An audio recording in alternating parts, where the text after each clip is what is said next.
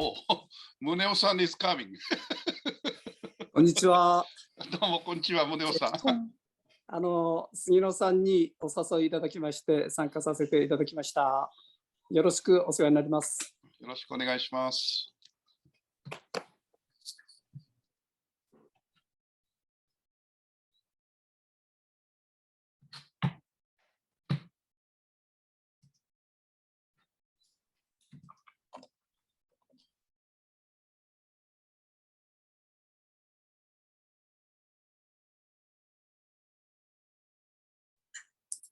All right. Good morning and good evening, everyone, depending on where you are, and welcome to today's online joint workshop, Made in Fukushima, Looking Back and Moving Forward. To start off with, I would like to call upon Professor Akimitsu Nobuyoshi from the Isotope Science Center from the University of Tokyo. He has been working in Fukushima for the past decade, and his work has especially been going on at Tomiya-kocho for the decontamination of roads. And Sensei, could you please share your opening greetings, please? Thank you for introduction me. Hello everybody. My name is Nobuyoshi Akimitsu. I am a team leader Fukushima Resilience Study Program. I'm very happy to organize this meeting, Made in Fukushima, Look Back and Planning Forward. Today, we invite Professor Colin Campbell of Meta Group, the author of Made in Fukushima. He will give us talk about the production of the book and share his experiences and catch up what has happened since the book was created.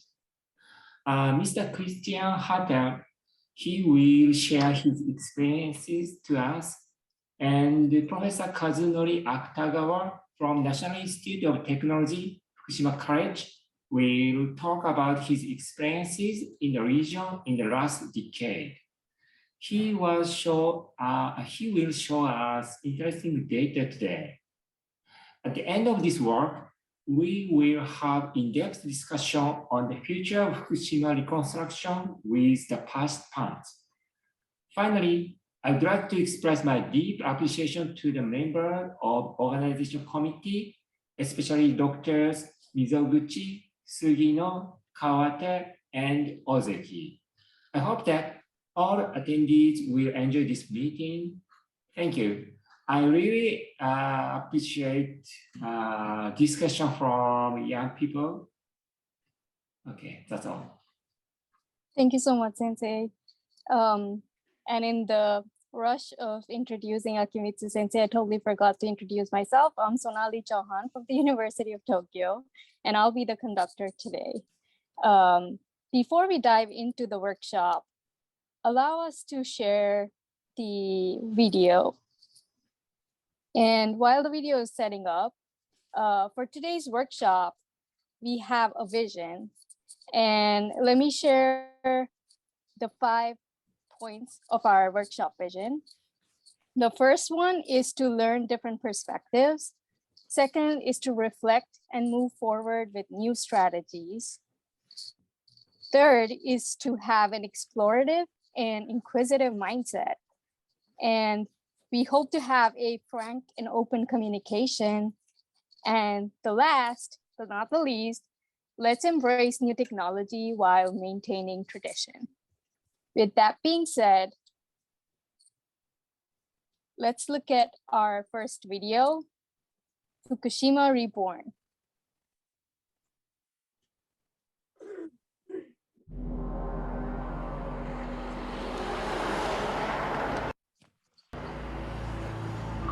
昔から日本人は自然の中に神様がいるというふうにですね思ってきました。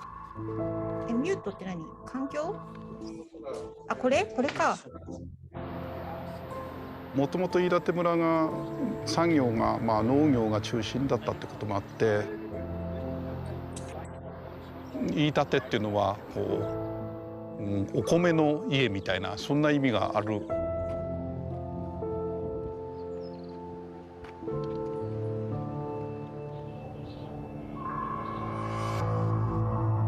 7年前というと2011年の3月11日津波が福島第一原発そのところにもかぶって原子力発電所が制御不能に陥ったと。それと同時に放射性物質がですね放出された自然界に放出されたと。一番不安なのは土の中に入っている放射性物質、それがいくらなのかということが一番大切なんです。ここの木曽地区というところで私が農業を始めてからは45、6年経ちますかね。私たちが本当に皆さんに食べていただける米を作らない限りはやってもやりがいがないというような気がしております。除染っていうのは5センチ剥ぎ取り、それで剥ぎ取りをしたその挙句に角度を5センチ戻すと、山からの土を入れると。その大事な部分を削り取っちゃってますから作物に必要な栄養分が足らない。で山の土を入れるってことはそれはもう栄養分がないことになりますから。私たちはミーター車とともにごく容易に肥沃度から土壌を取り出し除染が行える方法を開発いたしました。それは物資を投入するだけの工程で現在すでに稲作の際に用いられています。まず放射性物質セシウムと結合する水溶液に汚染された粘土を入れ、その後流水で完全に洗浄すれば田畑は除染され再び肥沃な土地へと戻るのです。実際にそれで作った米の中にもほとんど放射性セシウム入ってないっていう実験も済ましてます。一気に逆転できるような農業これから作っていくべきだと思ってます。どうやってですねその新しい農業につないでいくかっていう時にメーター車の例えば土壌センサーっていうのは非常に役に立つと思ってます。うちの中で見てそれでいろいろ管理ができるというのが本当現代っていうんですか、現代の姿だなというふうに考えております。最適な考えシステム、この地でそういうシステムを作って、そのことが実はこれからどうなるかわからないその日本農業全体をリードしていくようなことになる。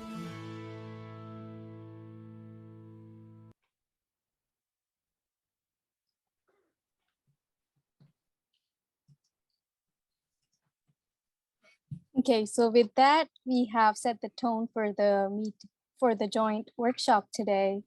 And you already saw the person that is going to speak next. So without further ado, please allow me to welcome Dr. Colin Campbell, the author of Made in Fukushima. And Dr. Campbell has been a research scientist at METER for the past 20 years. He did his PhD at Texas A&M University in soil physics. And he's currently serving as the Vice President of Research Development, Engineering, and Software. And he's also the adjunct faculty at the Washington State University, I beg your pardon. And he has recently received the prestigious Fellow Award for Americans from the American Society of Agronomy. So Dr. Campbell, please go ahead. The floor is all yours. Thank you. Thank you so much. Can you see my presentation? Yes, perfectly. Okay, great.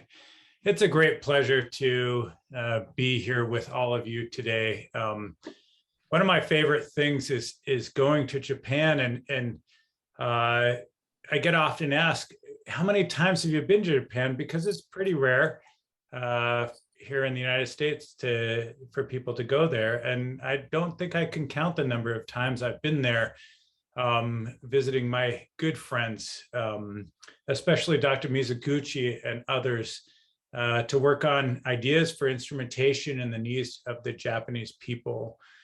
And March 11th, am I getting that right? In 2011, we were shocked, as many were, to see the videos and the news reports coming out of Japan.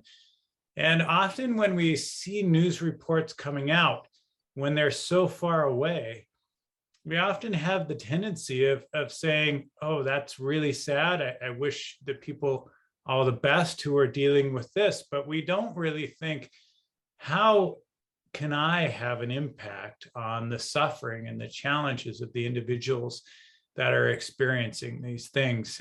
And so I went back and looked for a few old articles of what we looked at 10 years ago and what we may have seen as we saw the events unfold, because as we remember, they didn't all happen at the same time.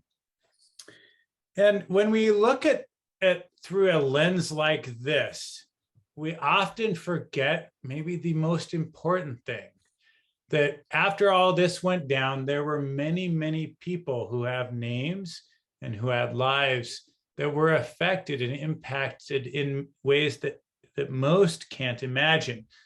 In fact, this area was the beautiful home of farmers, and famous, as I've learned over the years, famous for the rice, for sake, and had amazing beef. So some of my favorite meals in Japan are these beautiful meals with this finely shaved beef and the beautiful forests and wildlife. And this was one of my favorite pictures, because this actually was the first time I was introduced to Itate village, was underneath that sign with my good friend Masaru Mizuguchi.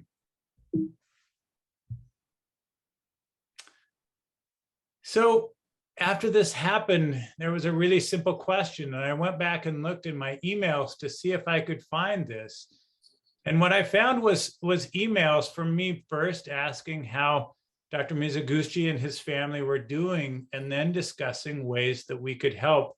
And so I found a few of these emails and just took pictures of them and put them in there to see the progress we've made as we thought about things that we could do to help these people in 2011. Maybe you can see 2013, 2014, 2017, and continues today. And I want to talk about that journey that we went on, and then give Christian an opportunity to talk a little about how the actual movie came to place, because it didn't start with a movie. It didn't start with a book. It started with a thought that Meter Group and those who were so familiar with Meter Group, or with Japan, like my colleague Matt Galloway and Todd Martin, you can see on the email what they asked, which was, how can we help these people who are having such a difficult time? And so I wanted to talk, as we study this larger issue, maybe a little bit from a scientific point of view. I want to have a moment for a very personal discussion about how real help comes from real people, and how we can make a difference in the world, because it's very likely that none of us are going to make differences that might show up maybe on the nightly news or something on CNN, but we can make a difference in our own effort. And how does that happen? First, we might think about simply having a desire to make a difference and to serve others. And specifically, that happened here in the case of Fukushima, the Itate village, because we saw a situation that drastically changed lives, and we knew people who could make a difference, and we connected with them and asked, what can we do? Next, asking questions about the needs of the people. Often we move into a situation where we think we understand everything, and we fail to ask questions about what the people actually need before we start trying to solve their problems. If we ask questions, we can learn about the people's needs and then make a plan to help us use whatever unique skills we might have. And I think everyone has a unique skill to ask, to next say, what are we going to do? Do what we can do. Then to make the plan happen, execute the plan. And I'm going to talk about a few different plans that we have and what we did, and how those changed over time that eventually led up to making the book. And then after we've made and executed the plan, finding out the impact of the work we've done. Did it change the lives of the people like we'd hoped? How well did it do? And then repeat this process as we continue to make plans to try to help people to recover from something like this Fukushima Daiichi nuclear disaster. Now, as we talk about what's happening in the future for this book and for this effort, it really follows this process because it's just a continuing question of what do people need, making a plan that we think will help that need, and then executing the plan and learning about the impact. I wanted to show you back the beginning days of executing our plan.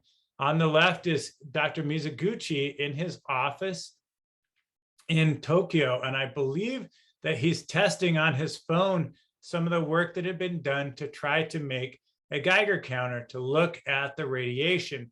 That was the best thing we thought we could do at the time, Dr. Mizuguchi leading this effort to try to understand the impact of this disaster on Itate. And we're looking at a device there to measure the radiation. And we were also using our data loggers that Meter Group builds to try to go measure that in the field. And there's one of our grower friends there talking to Mizo as we tried to learn what we could do to help in the situation. So our first plan came with an ingenious idea that Dr. Mizuguchi and others thought of. It was one based in fundamentals of soil science, which said that the cesium, the radioactive cesium that had dropped, that was now in the soil, was bound to the clay that was naturally occurring in this area. And if we could remove that clay and take it essentially away from the surface of the soil, then we could protect the people from the radiation. Now, there are a couple of ways you could do it. The way that the government proposed was to simply remove the top 5 to 10 centimeters of soil, and that would remove the radiation. But the problem with this approach is that although the radiation would be gone, we could put it in bags and store it, as I'll show, and you saw in the video. The issue is that much of the fertility in a soil is actually contained in the upper few centimeters. And so if you remove that layer, you'll lose that fertility. Mizo's idea came out of a very simple idea that we all learned early in our soil science, which suggested that if you mix up soil, the sand and the silt fractions will drop out of the soil, and what will remain in solution will be the clay. And since clay binds to the cesium, or cesium binds to the clay, shall we say, we had a new scientific method for removing the cesium from the soil and to make it productive again. So that's exactly what we did. During one of my trips to Japan, we got to go and work on this beautiful farm, mixing up the soil as they would do anyway as they planted rice, and letting the water drain off that had the clay suspended. And there in the middle picture, we see one of the professors that joined the project sampling the water coming through. And on the right-hand side, you see all the water collected in a pit that eventually would drain, and we would be left with this crust of clay that we could then bury. And the cool thing about this situation is that the radiation that's being given off by cesium only travels a few centimeters through the soil. And therefore, if we bury this pit again and make it and cover it up with soil, then there won't be any harm from the radiation that was in the field. This was a great idea, and Dr. Mizuguchi and others' work showed that this was both scientifically correct and effective at removing the radiation. But sometimes when we have experimental success and prove the validity of an idea, it doesn't necessarily get deployed. And in this case, the government decided to approach this problem differently. And this picture on the left shows the fields after decontamination. Now, they weren't planted, but normally we'd expect these fields to be full of weeds after the spring rains. And as you see in this picture, there's not much plant life growing, certainly not like the picture on the right that we might expect for a beautiful rice field.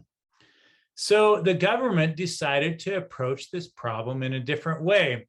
They would remove the top 10 centimeters of soil, as I mentioned, and they would apply crushed granite material mined from a mountain nearby to the field. They did this for reasons that I can understand, like expediency, but it certainly didn't leave the farmers of this beautiful land a lot to work with. Here are some of the locations that they brought that soil to. This soil was stacked in large mounds around the village of Itate in these large bags that are usually used to hold grain. But at this time, they were used just to hold soil. Now, this was not necessarily a perfect solution. Well, it wasn't a very good solution at all because no one really knows what will happen to these bags over time. It's certainly a temporary solution because the half-life of cesium is quite a bit longer than these bags will last. But the government's plan was enacted. And when we visited this farm a couple of years later, we got to see some of this removal process. On the right, we have an earth mover that was moving some of the soil and putting them in bags. And on the left, there is a roller that's actually rolling the soil. This, to soil scientists like myself, is pretty concerning because when you roll the soil, it compacts the soil. And the whole beauty of soil is that the flora and fauna that grow in the soil produce holes and air gaps that the air can get in and help the roots to grow. Roots don't like to push down through compacted soil. When we saw this, we decided we need a new plan. And really, we, meaning mostly our collaborators, those at the non-government organization, but we were there to help a little bit in the way that we could. So when we came there, we made a plan to go and test the soil. On the right is one of my colleagues, Sean Weldon, who was excited to come along because he speaks fluent Japanese. And he and I worked to measure the ability of this new reclaimed soil to allow water to flow through it. Unfortunately, as we tested it, we found that much of the reclaimed soil would be very difficult to allow water in. And we needed other ideas of how to help the growers become self-sustaining in their efforts on their farm. Some of these efforts, as was mentioned in the video and also shown here, was constructing greenhouses. Instead of growing in the soil that was reclaimed, that's now free of radiation, we could grow on top of the soil. So we'd still be able to use the land that was so productive, but instead of trying to push roots into a soil now that was devoid or somewhat devoid of nutrients and compacted to a little less than concrete, we could put growing material on top and still produce a crop. And so this was our idea of what could be done with reclaimed soil. And I really enjoyed coming back another 2 years later and spend some time with my friends looking at these new greenhouses. Now, on the right, we have just little new plants growing. And it was so exciting to me because I've spent quite a bit of my career working in greenhouses and trying to figure out how to grow better with better sensors. And so I love this picture and I love the video showing these pictures from the greenhouse because I felt quite at home learning about how production is going on further in these beautiful greenhouses. in areas that have been decontaminated. Now, when we came and learned a little bit about these challenges with the soil, I was wondering what we could do more to help Meter and to help the efforts of the NGO get more well known. So I had a question. How can we continue to make an impact on Itate recovery? I wanted to think about a plan that Meter Group could do where instead of supporting Mizo and all his great work, we could figure out how we could take the lead with some of the things we could do well. And that's where my good friend Christian Hurdle came in. We talked about making a marketing campaign around Itate recovery. When people can see the names and the faces of those that are impacted by disasters around the world, they want to help support and figure out ways that they can change these people's lives.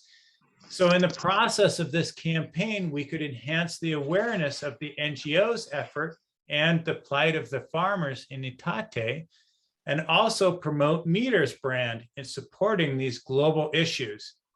And during this time, we wanted to focus on real people and the impact that these disasters had and how we can change their lives. And it was a great idea, and it wasn't my idea. Christian may be able to tell whose idea it was, but just to detail these challenges in numbers so that we could see what was actually happening. So Christian has a great relationship with a group in Germany who was willing to come out and film a movie there, as well as take pictures. And so this is actually us on site in, I think, 2018 in the beautiful forest behind the greenhouses that I showed you. And there are some of Christian's friends getting all the camera equipment set up. I was impressed with all the technology in there. I'm a technology guy, but I've never seen quite the setup like he's holding with this beautiful camera perfectly situated so he can carry it around in the field. We spent a couple of days going around and documenting some of the challenges and some of the progress that were being made by Dr. Mizoguchi and all their friends. And so in the end, we came out with a book that you are all well aware of, the Made in Fukushima book that talks and details all of these challenges in numbers and in a certain history of some of the things that went on there. And I'm going to turn in a moment the time over to Christian to tell a few more details about the book and about the making of the book. But I was asked to tell a little bit about what the future is. Now that we've made this book and now that it's been translated into Japanese, we're really thinking about what is the next step. And the next step really has to do with sitting down and seeing what we can do next. What do the people of Itate Village need that we can uniquely help with? Now, we ended up in the middle of a global pandemic right after we released this book, which makes it pretty challenging. We were planning on talking about this at trade shows and other things, but those things went away. And so we're going to have to sit down and talk amongst ourselves and figure out what is next. But for the story of the book, I want to turn the time over to Christian to talk about that. And I really appreciate you listening today. Thank you so much, Dr. Campbell. That was a wonderful talk. And I really enjoyed looking at the whole timeline of how just your intention to make a difference led to this whole movement of making innovation and technology work for the people of Fukushima. So thank you so much. And with that being said, I'm very excited to introduce our next speaker, Mr. Christian Hurdle, who's the VP of Marketing at the Meter Group. He's been working there for the past decade, and his background is in environmental science and ecoclimatology before becoming a marketing leader. And as the VP of Marketing, he spearheaded the idea creation, production, and marketing of the book Made in Fukushima. And this campaign successfully led to the nomination at the Cannes Lions 2019 Grand Prix, and it has won over 50 international creative awards. So, Christian, if you could take it over, the floor is all yours. Thank you. Let me. Can you see my screen? Yes. Okay, that's the most asked question lately. Thank you, Miso. Thank you, Colin, for the great introduction, and thanks everybody for having us here. And I mean, there's no better lead-in than Colin's speech, and I really wanna start a little bit with a background of why this, for 1 meter group, yes, and why is this guy coming from Germany in particular interested in renaturation of contaminated sites, or Japan overall. And I really want to give everybody a little bit of an introduction where I come from. So I'm born like almost 40 years ago in the former German Democratic Republic. And my hometown, Gera or /Ronneburg, is or used to be the largest uranium mine for the UdSSR in Germany. So basically, as you can see here in one of these images, you see the 2 mountains in the middle. So that's basically the uranium mine from Wismut in Ronneburg, where, as you can see, the village in the very far end were there. So that's basically the place where I'm coming from and where I'm born. So, and it's like uranium or contaminated sites actually that has followed me my whole childhood over there. And as you can see, there's a small picture in the middle with where you see green landscapes, wonderful gardens right now. And that is actually how this former uranium mine actually looks today. So, and now you're asking, it's like, what happened there? So, and there's a small group of people which you can see on the left, lower left, and there's a guy with a similar jacket like I'm wearing on the very right. That's my dad. And basically, my dad was, it's like he was, in charge of the renaturation project for a couple of years in my former hometown. So basically, I've known everything from what needs to be done, in mining, what needs to be done in renaturation of former uranium contaminated soil, and what is possible and what is not. So that is basically the big lead-in to how I got interested as soon as I started discovering that meter group, or back in the day, Stackagon Devices, was working with Professor Misoguchi in Japan on the renaturation or decontamination of the Fukushima sites.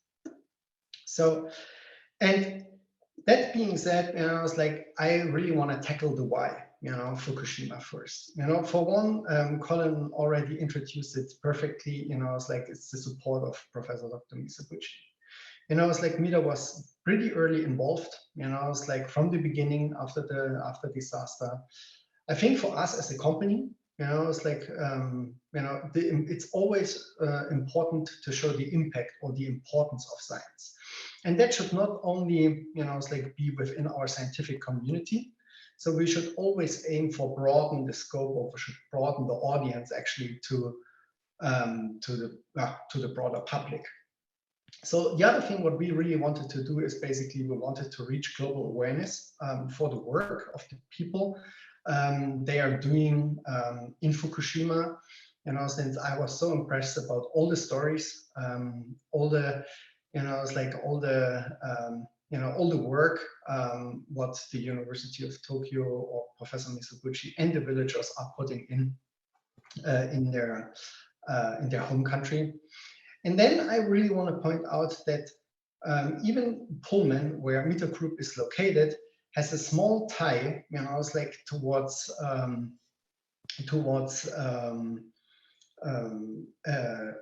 nuclear power plant, or not a production site of the nuclear power bomb, actually, which is called the Hanford site, and that's only a few miles, a couple of 100 miles away of Pullman, Washington. So, and then I really want to tackle a little bit of how did one thing, led to another. And at the end of the day, we were holding this book in our hands, where I think everybody who participated in you can be proud of. And the first thing, is like I've seen in the very early days was there was a first video shot in Fukushima by a former MIF Group employee. And I discovered this video and I said, I think there's more to it. I think we can tell the story better or more detailed. And I think there's the potential of making it way bigger. So that was the time when we said, like, well, let's connect with Professor Mizoguchi and then travel to Japan and get some interviews and it's like people on camera. And there was a group of a couple of people, what you can see here. Most of them, as Colin already mentioned, are my friends, and I have really close relationships with them. And then one thing led to another, and we were spinning up ideas. So we were spinning up ideas of what can happen, what can't happen. I was like, and one thing led to another, and we tried to look back and find out who actually dropped the word book in our conversations, but we can't necessarily tie it to one person. So it must come, it's like out somewhere in like ongoing conversations, even before the travel. We don't necessarily know anymore. So, and then, it's like going to Fukushima, we've been showing all the sites. We've been able to discover the daily lives of the villagers, of their work, it's like what they're currently going through. And one of my most impressive pictures, it's like we've been able to take here in Fukushima or in Itate village was actually this group picture. So this group picture of the villagers, it's like eating there. I hope I say it correctly, every night together.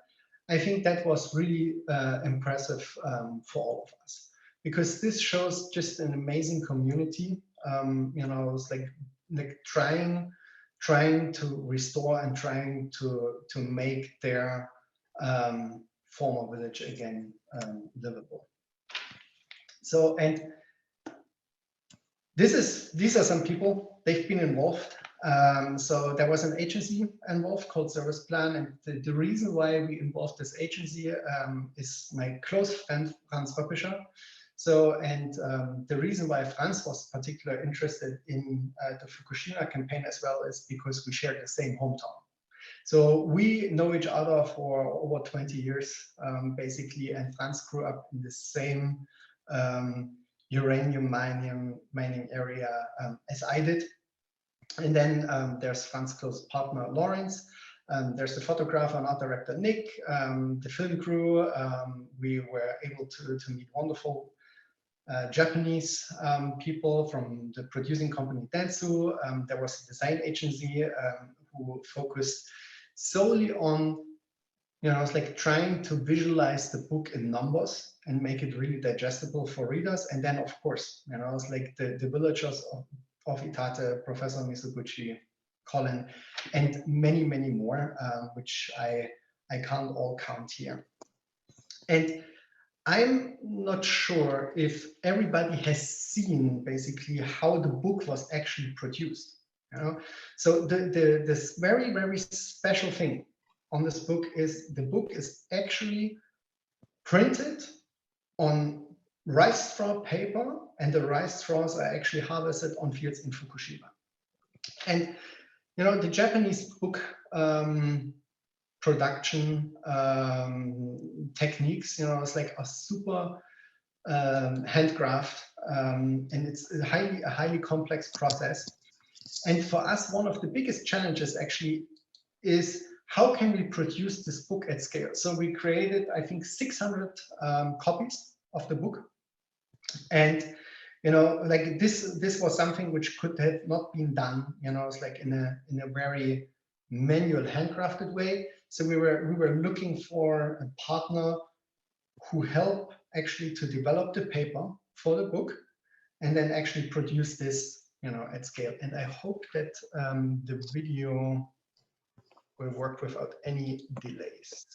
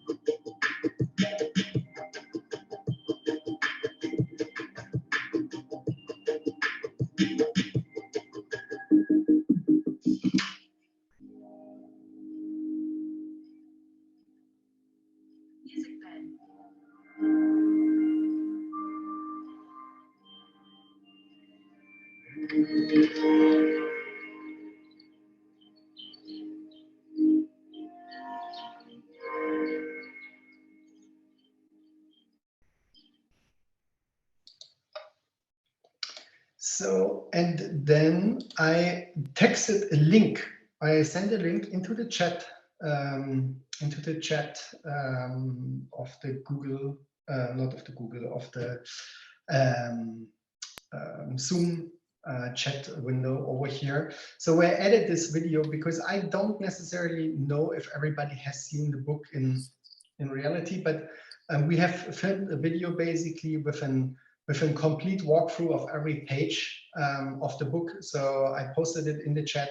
So feel free to have a look in there and to see actually how the book looks inside and what we are talking about inside of the book.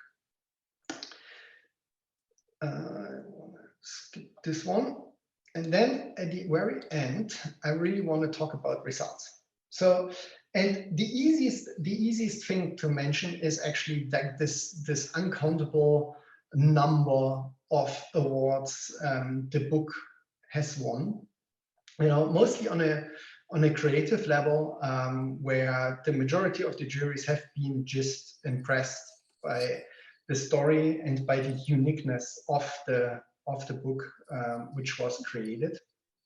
As you can see over here, so it was a mixture of 2019, 2020, and that led also into a huge success in terms of PR.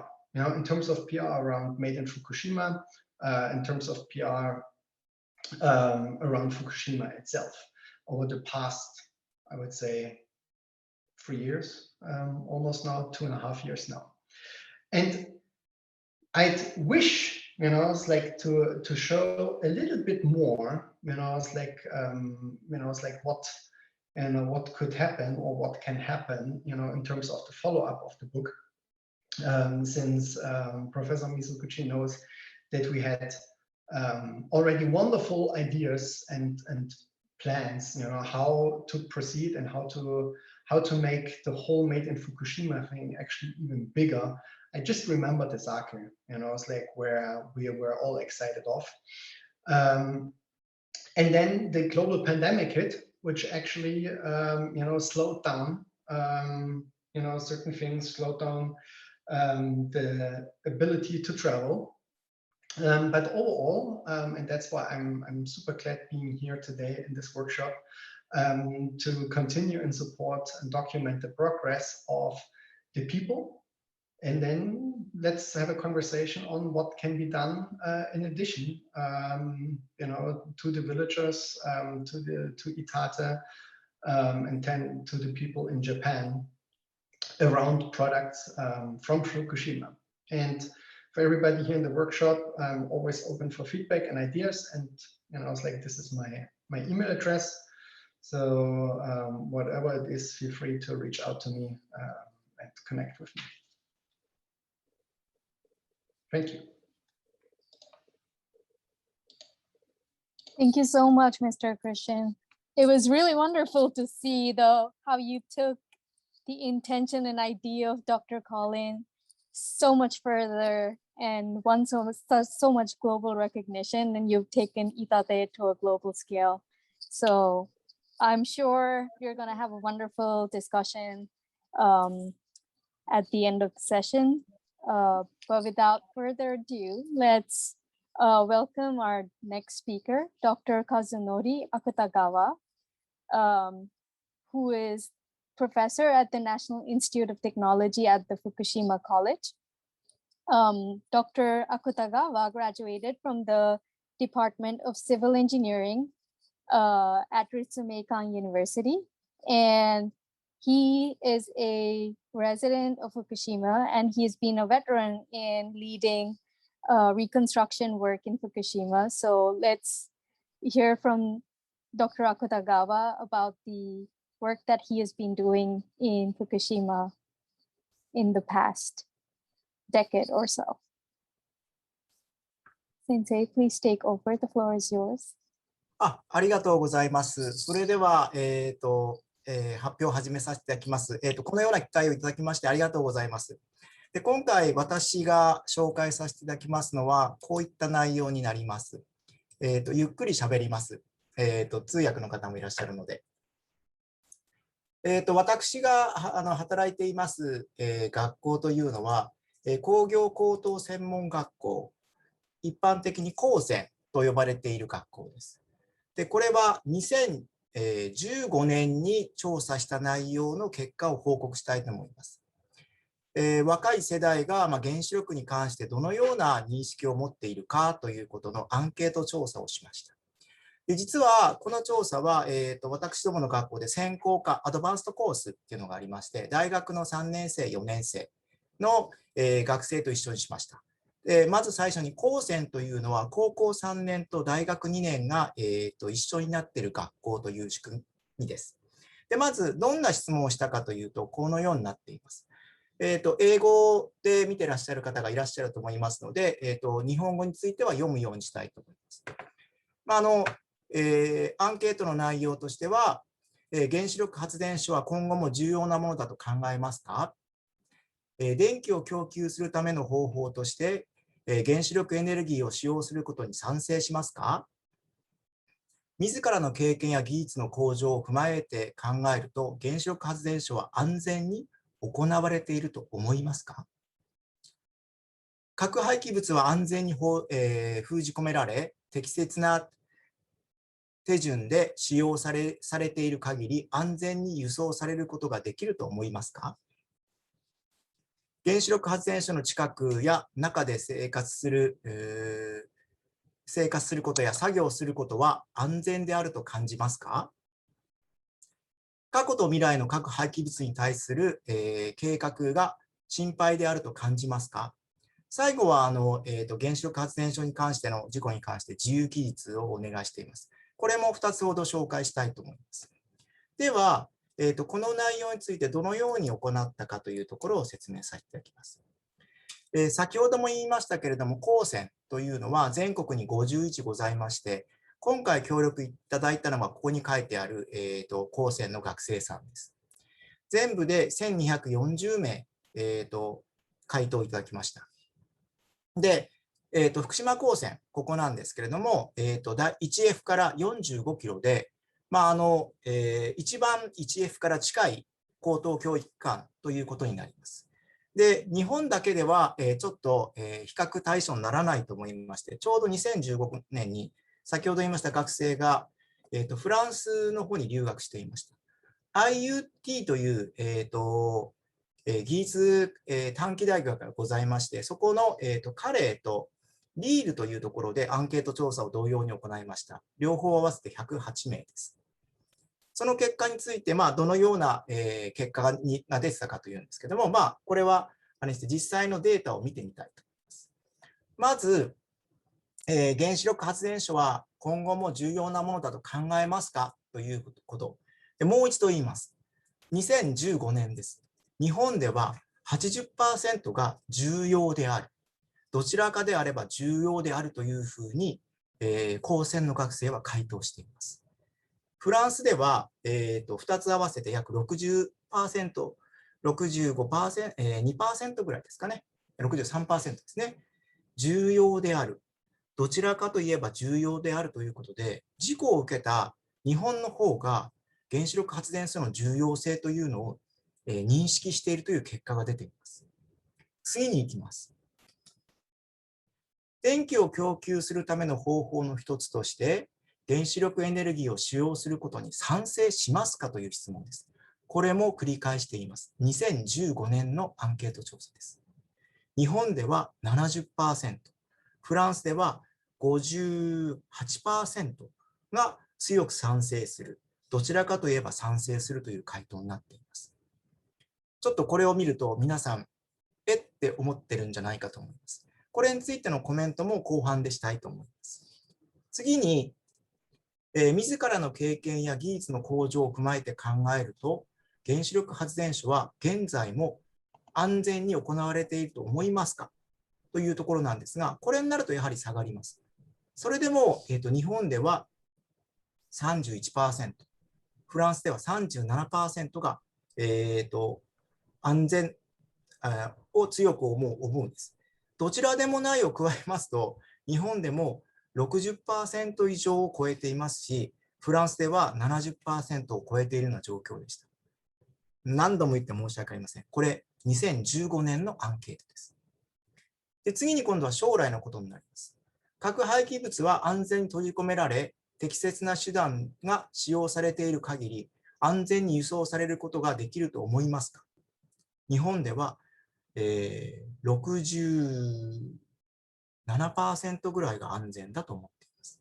フランスでは、60何%だった？1% ですね。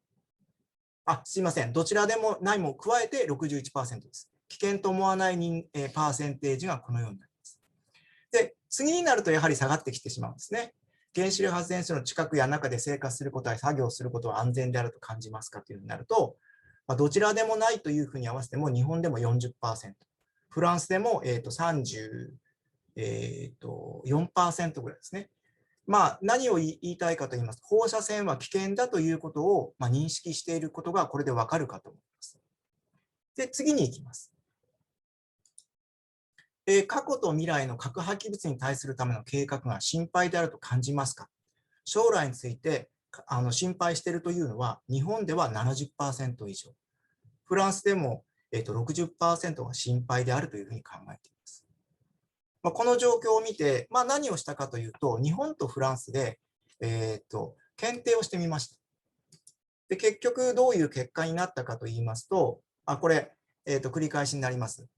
どういう内容を、質問したかという、アンケートの内容です。で、これを見てみると、次のところがいいですかね。その次のところです。自分の知識や経験に関わってくる回答については、両国間で違いがありませんでした。ただ、それ以外の問題で違いがあったのは、その地域による違いはありましたけども、放射性物質に対する意識の違いがなかったんですね。これ日本とフランスです。実は2015年の時に何があったかっていうと、フランスのパリでテロがありましてですね、うちの学生、そのテロがあった時にちょっとパリにいたんですけどね、そんなちょっとエピソードもありました。では、次のところになるんですけど、地域間比較というのをしました。日本全体でどのような差があったかということで、西日本と東日本に分けてみました。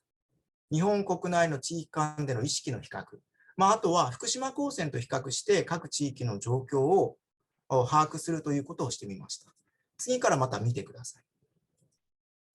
はい、これが、福島、東日本、西日本に分けたデータになります。重要だと考えるのは、福島で 80% を超えていまして、西日本では 80% を切ります。失礼しました。東日本では 80% を切りますが、西日本では 80% を超えるという状況になっています。次に行きます。電気を供給されるための方法の一つとして、原子力エネルギーを使用することに賛成しますかということです。で、これを見ていただいても、70% 以上の人たちが学生さんですね。どちらかといえば賛成する、強く賛成するになっています。このような状況を考えますと、震災後、4年経った時点で、彼らは冷静に物事を見ているのではないかというふうに思います。で、次に行きます。自らの経験や技術の向上を踏まえて考えると、原子力発電所は現在も安全に行われていると思うかという質問に対しては、西日本の方が高くなってますね。これ、後で考察でも述べたいと思うんですけど、遠くなればなるほど、その、危険性、経験っていうのは遠くなるので、福島、東日本、西日本ということで、安全に行われているという認識に差が出てきています。で、今度は4番目で将来に対するものですね。核廃棄物は安全に封じ込められ、適切な手順が使用されている限り安全に輸送されることができると思いますかっていうところですと、ほぼ、30% 後半ぐらいのところであまり差がないという状況になります。ただ、こちらのところが次に面白いんですけども、その作業ですね。原子力発電所に対して、どういうような状況にあるかということに対して、その作業に対しては、福島の場合ですと、心配している人は 11%。で、東日本では 14%。西日本では、13% なんですが、思わない、全く思わない。つまり、右側の方に関しては、安全と感じてないっていうところは、やはり事故の、影響で 60% ぐらいの方々が、原子力発電所は危険だという認識になっていると思われます。で、次が、将来の話ですね。過去と未来の、核廃棄物に関しては、心配しているということが増えています。つまり、事故を踏まえた上で、そういった問題を考えていかなければいけないという意識が強くなったのではないかというふうに思います。で、こちら検定をした結果なんですね。で、回答から見てみると、ほぼ、これは後で見ていただければいいんですけど、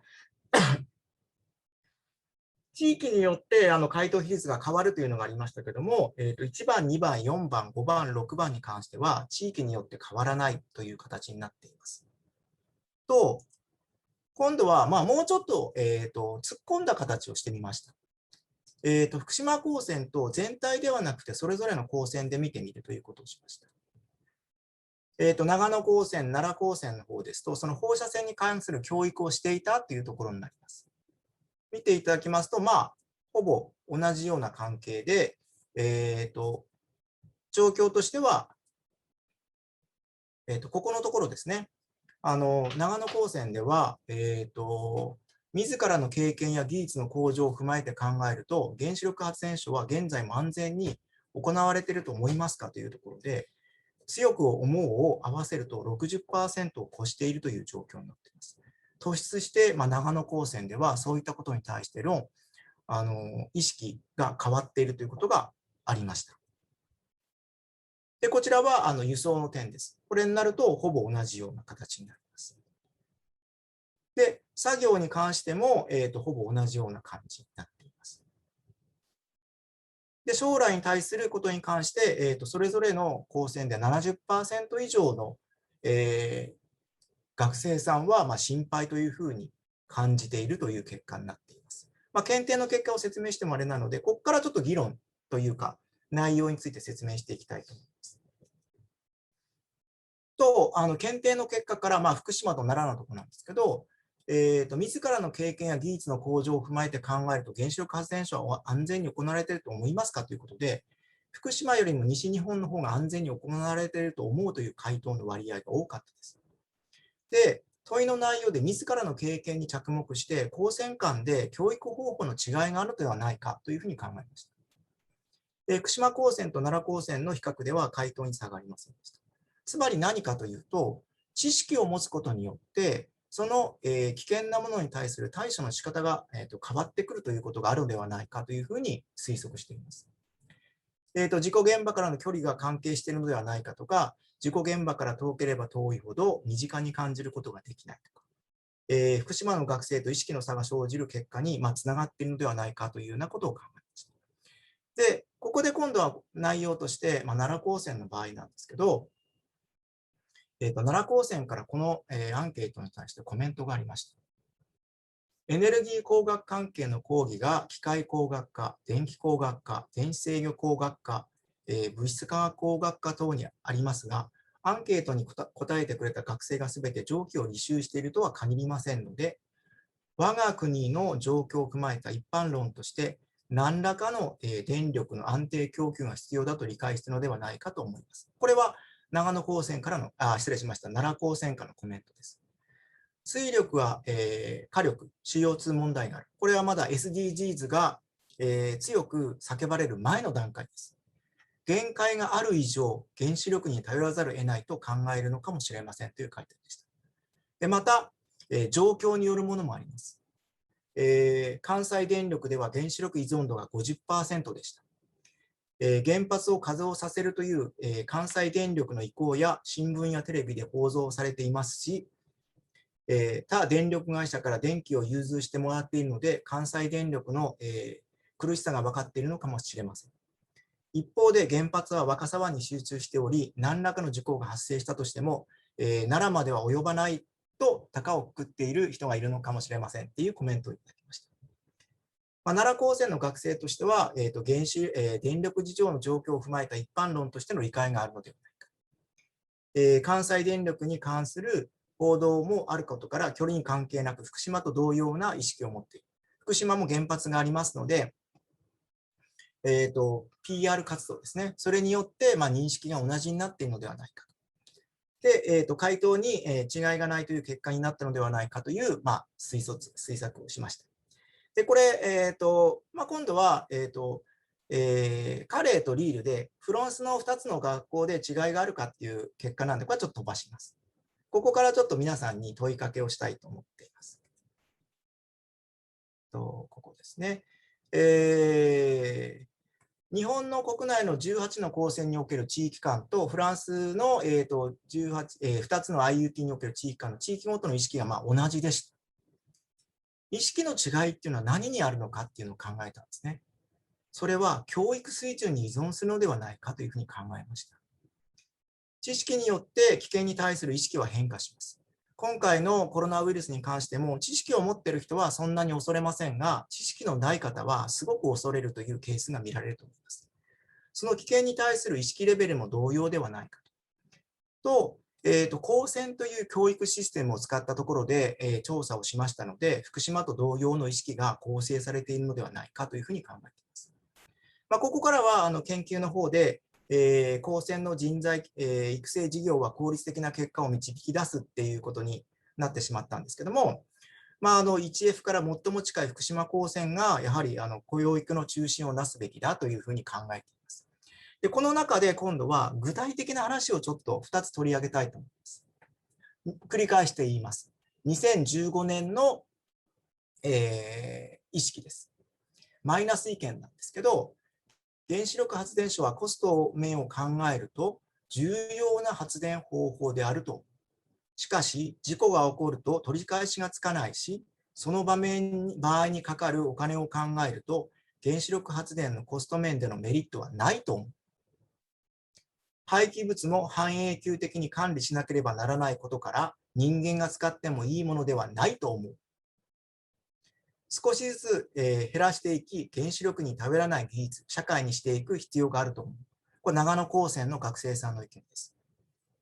今度は、プラスの意見です。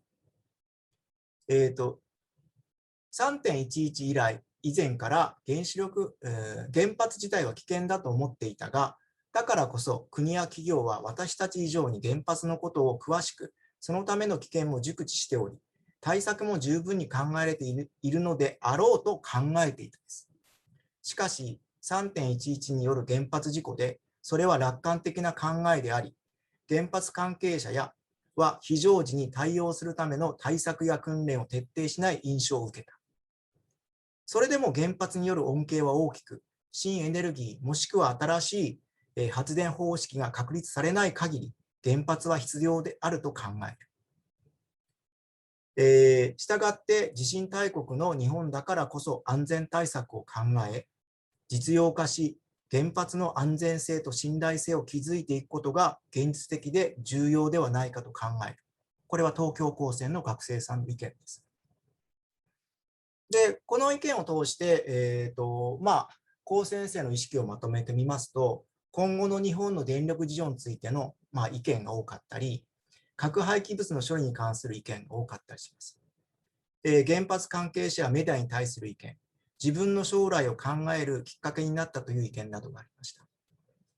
で、こういったことをしてみると、高専という特殊というか、一般的ではないんですけど、教育機関なんですけど、今後その現実問題と向き合っている、将来を担う世代である認識を持っているということで、まとめとしてあったんですけど、知識の積み込み教育ではなく、問題解決を意識した教育が必要だっていうようなことを、学生としては述べていました。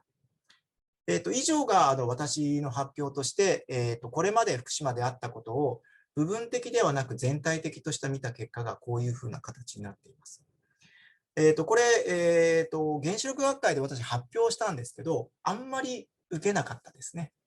なんていうんですかね、震災があって皆さん大変っていうところは報道で見てきたかと思いますけど、次の世代を担う人材の人たちは意外と冷静に現実を見て、それに対応しなきゃいけないっていう意識の高さを感じました。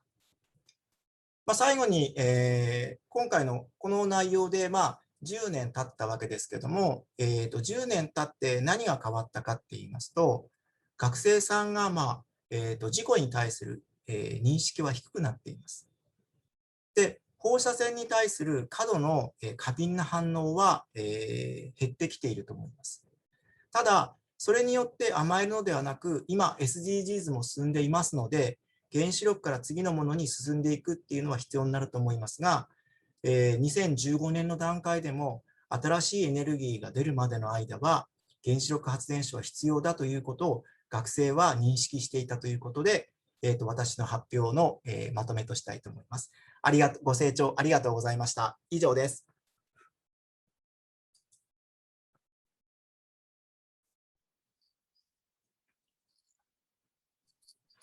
Thank you so much, Dr. Akutagawa. That Thank you was so a much. wonderful presentation. It was really interesting to see how the students' perception has remained even after the accident, and the comparative analysis between France and Japan. Yes. Thank you so much. Let's have a further discussion on that after the break. So for now, we're gonna deviate just a little bit from our original plan, and we're gonna enter a break session for about 10 minutes. And then we're gonna proceed with the theme of Dr. Akutagawa to listen to the voices of students. And we'll have a fresh perception of fresh perception from students who visited Itate village for the first time. So our three guest speakers have been veterans of working in Fukushima, and then we're now gonna listen to students who visited Itate for the first time. So please stay tuned for that and join us after the break. We're gonna show you a few videos during the break time. So if you're around the screen, please enjoy watching the videos. Thank you so much, Dr. Akutagawa. Thank you very much.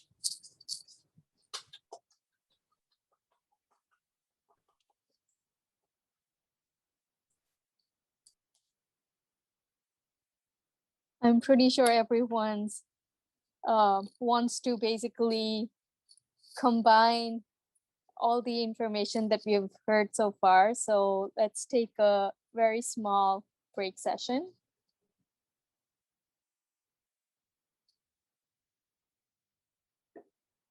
And meanwhile, please enjoy these videos. We'll restart with the presentations after about 10 minutes. So see you at 11:23 again.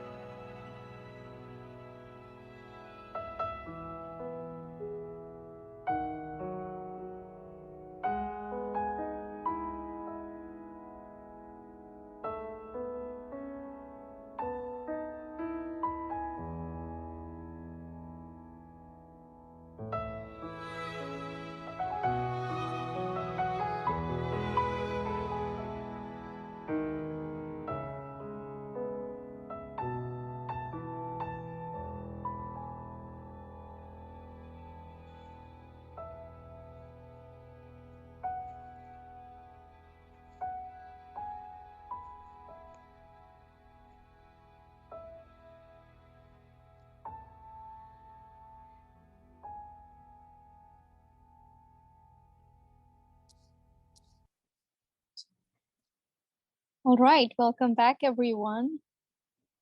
With this, we have ended our break session. I hope you thoroughly enjoyed viewing the serene surroundings of Itate and Komiya.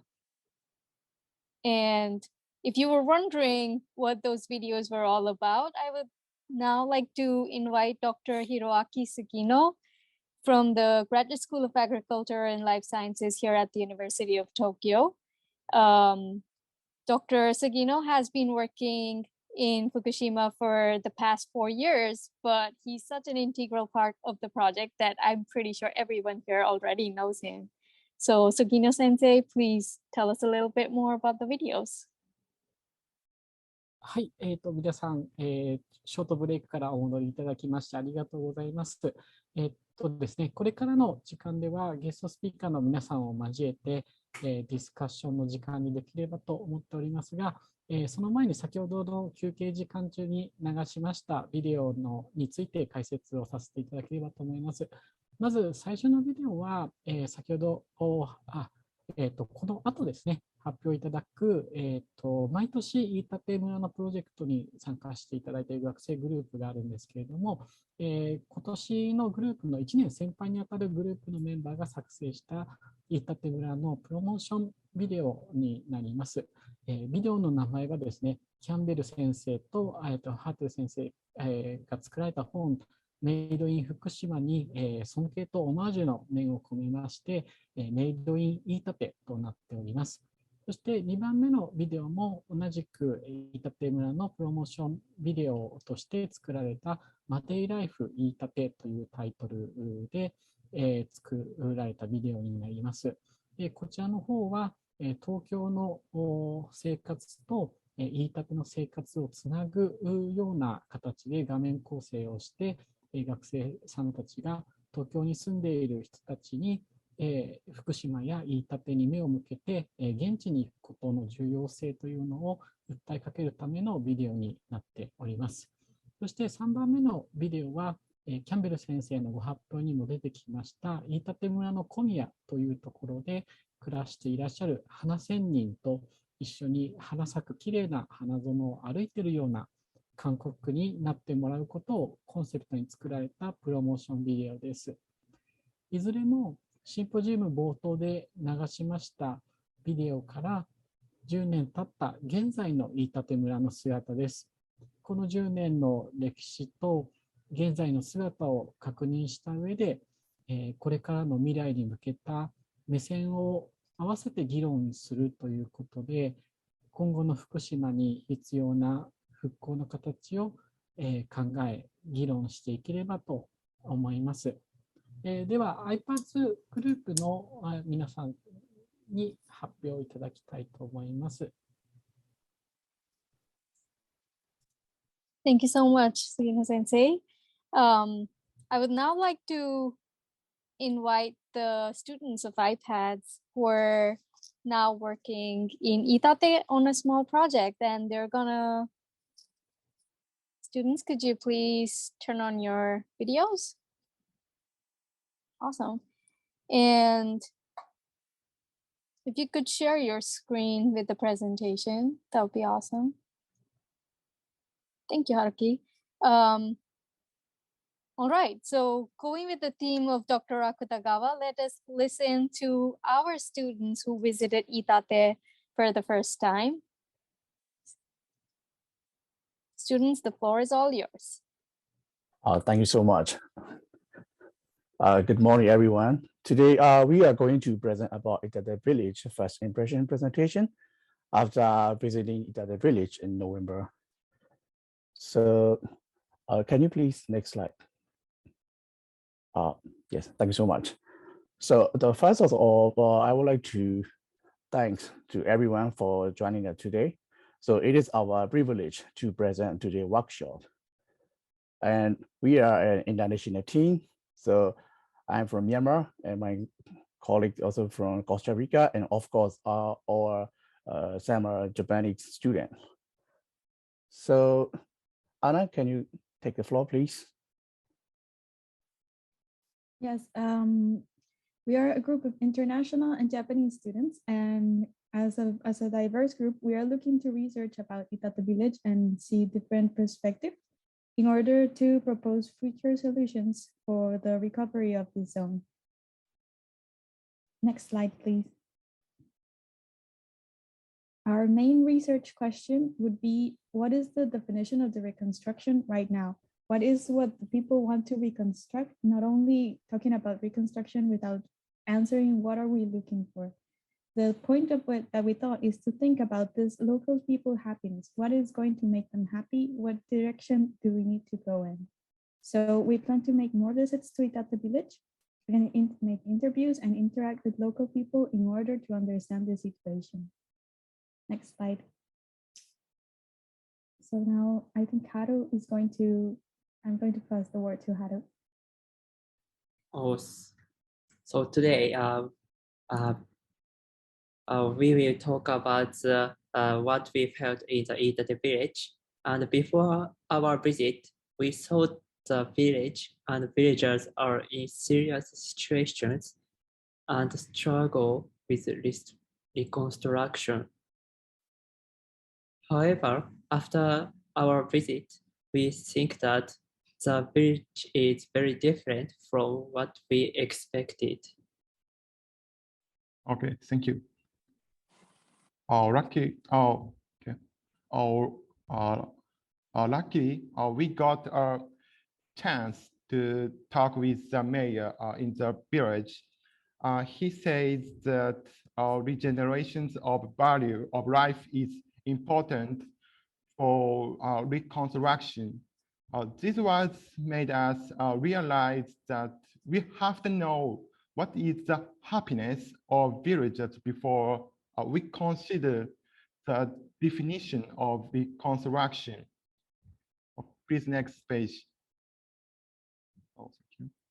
He also says that our villagers have full of spirit to help each other and welcome visitors in any time.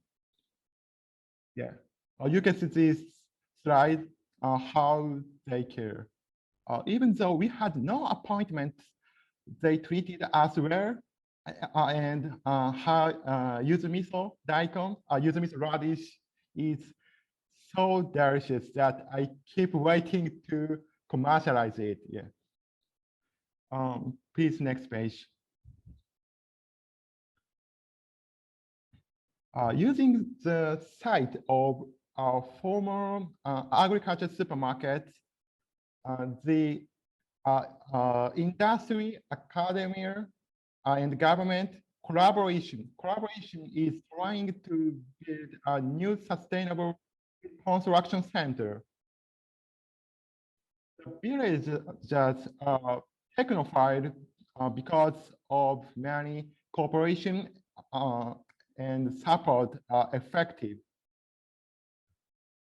I believe that many residents are having a willingness to help for Itate village in order to attract other people for living in Itate. Furthermore, I think that this plays a very important field in Japan.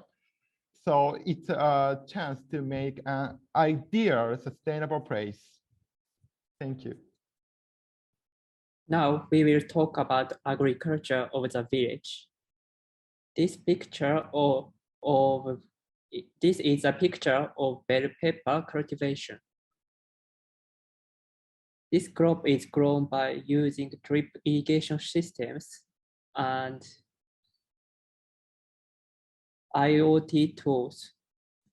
Bell pepper tastes very sweet, and I think farmers' skill in Itate is really impressive.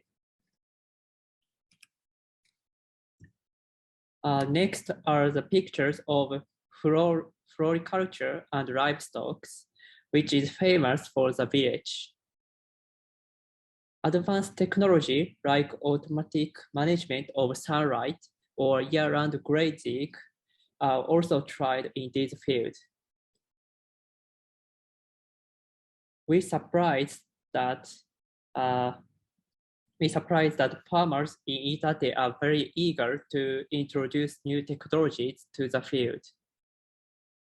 As we mentioned, Iitate villagers has a lot of challenges toward establishment of recycling-oriented society.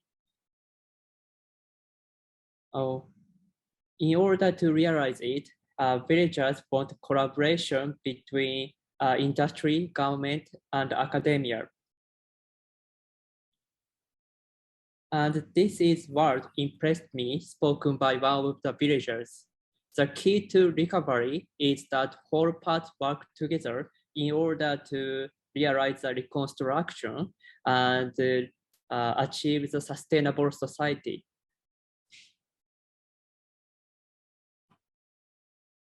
We think Iitate village have the potential to be a first model of the recycling-oriented society.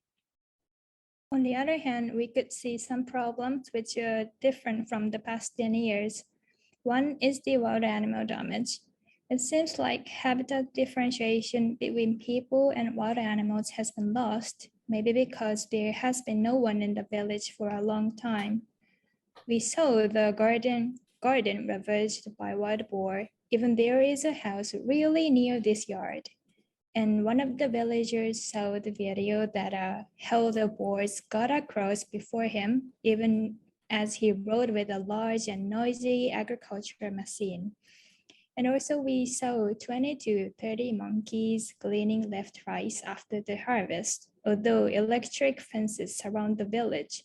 So we were really so surprised that wild animals were not scared of the people and how smart they were to get through the electric fence.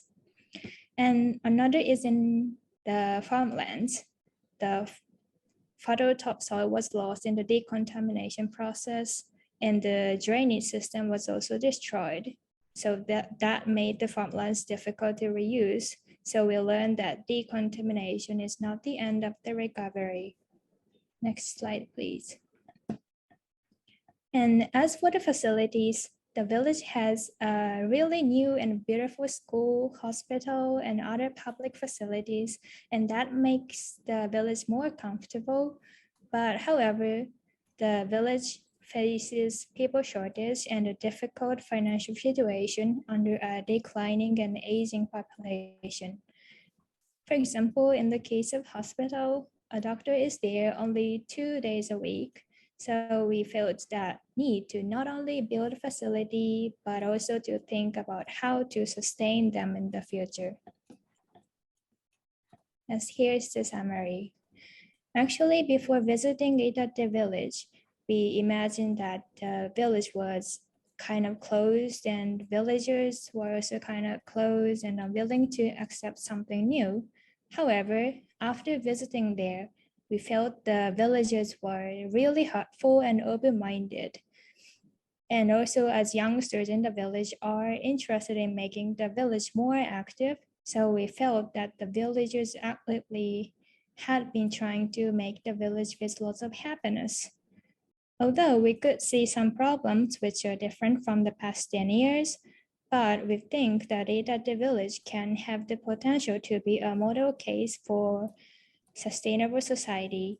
So in conclusion, the last 10 years have focused on recoveries from the disaster, like decontamination and rebuilding facilities.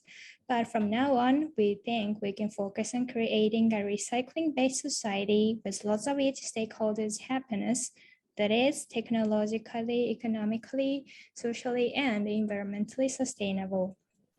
That's all from us. Thank you very much. Thank you so much, students. That was a wonderful presentation. Thank you so much. And with that, we jump into our next session, and I would like to open up the floor for discussion.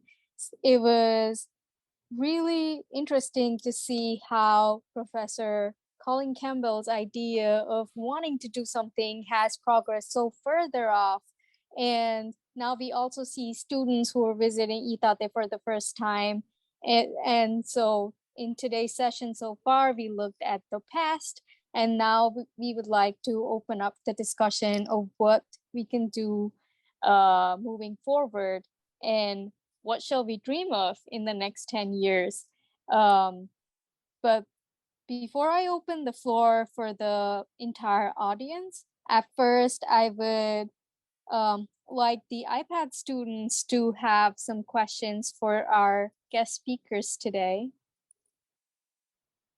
Sonali, excuse me. I'm sorry, my connection is not good. Can you say again, please? Sorry. I would like you to ask some questions to our guest speakers. I would like to invite you guys to first ask the questions. Gotcha. Thank you so much. Our trip is like not a complete trip because me and Anna, we didn't join the trip. So, but next time we definitely join the trip. So I think this time Hayato, Hayuki, and Erika have probably a question about Internet Village. So sorry. Okay, I have questions about the enquete survey or oral survey about the nuclear power plant. So your question is for Akutagawa sensei? Yes. Sensei. はい、お願いします。日本全国の公募船だけでなく、海外に対してもアンケート調査を行われてたと思うんですけど、実際に調査手法としてはどのような手段を用いて、その広くの多くの人々のそのような調査というものを行ったんでしょうか。僕自身がちょっとあまりそういう社会科学的調査に身近じゃなかったので少し気になりました。お願いします。はい、わかりました。私の学校、高専っていう学校なんですけども、フランスの IUT というところと、こちらの大学なんですけども、交換留学生をやってまして、短期なんですけれども、学生がこちらに行ったときに、もう事前にアンケートをしようと。結局、フランスというのはその当時、原子力発電としては 90%、電力を 90% 原子力に依存していた国なので、そこで今回の事故はどのような影響を、与えたかっていうことが知りたかったんですね。でどうしても福島にいるとメディアの放送だけになっちゃうんですね。